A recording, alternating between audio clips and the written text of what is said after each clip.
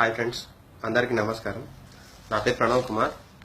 నిన్న అఫర్బాతిన్లో, సౌదీ అరేబియాలోని అఫర్బాతిన్లో ఒక వ్యక్తి నాకు కనిపించి అతని బాధలని చెప్పాడు. సో అతనికి నేను నా చేతనైన సాయం నేను చేశాను. కానీ అతనికి ఉన్న సమస్యలు ఇక్కడి గవర్నమెంట్ పట్టించుకోకపోవడం వల్ల ఈ వీడియో మీ ఫేస్బుక్లో పెట్టడం జరుగుతుంది. కాబట్టి చూసిన ప్రతి ఒక్కరూ ఈ వీడియోని ఖచ్చితంగా షేర్ చేయండి.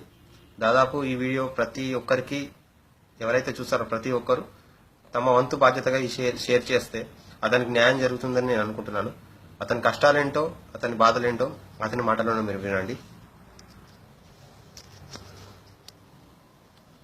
హలో అన్నయ్య, నమస్తే. మా ఊరు వచ్చేసి రాయచోటి, కడప జిల్లా మాది. ఇక్కడికి 3 నెలల కిందట నేను వచ్చాను. 1,00,000 రూపాయలు ఖర్చు చేసుకుని వచ్చాను. హౌస్ డేవర్ పని మీద వచ్చాను. హౌస్ డేవర్ పని మీద వస్తే 3 నెలలు అయిపోయింది. 3 నెలల నుంచి జీతం మిల్లుచు చాలా టార్చరింగ్ పెట్టి చాలా గురి చేశాడు, చాలా కొట్టాడు. నేను బాధ తట్టుకోలేక సీదా మక్తబ్ ఆమలకు వచ్చాను. మక్తబ్ ఆమలో కేసు పెట్టాను. కేసు పెట్టిన తర్వాత కఫిల్ గారిని పిల్లంపించారు. పిల్లంపించేసి అక్కడ వాళ్ళు ఒకటి అయిపోయి నాకు 3 నెలల జీతం ఇవ్వలేదు. టికెట్ చూసుకోమన్నాడు. టికెట్ చూసుకున్న తర్వాత 3వ రోజు ఫోన్ చేశాను. కేసు వాపసు తీసుకుంటే గానా నీకు ఇండియాకి పంపిస్తా, పాస్పోర్ట్ ఇస్తాను అన్నాడు. తీరా మళ్ళా ఫోన్ చేస్తే 2,000 రియాలు అడుగుతున్నాడు.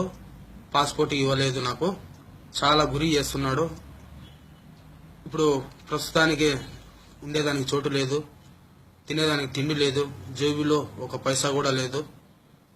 ఇతను మన ఆంధ్ర ఒక అతను హెల్ప్ చేశాడు.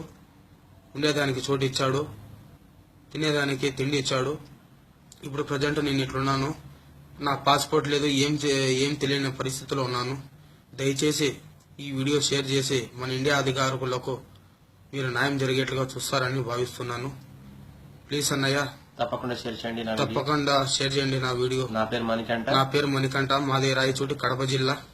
మీరే అన్నయ్య, మీరే నాకు న్యాయం చేయాలని కోరుతున్నాను. తప్పకుండా షేర్ చేయండి. తప్పకుండా షేర్ చేయండి అన్నయ్య.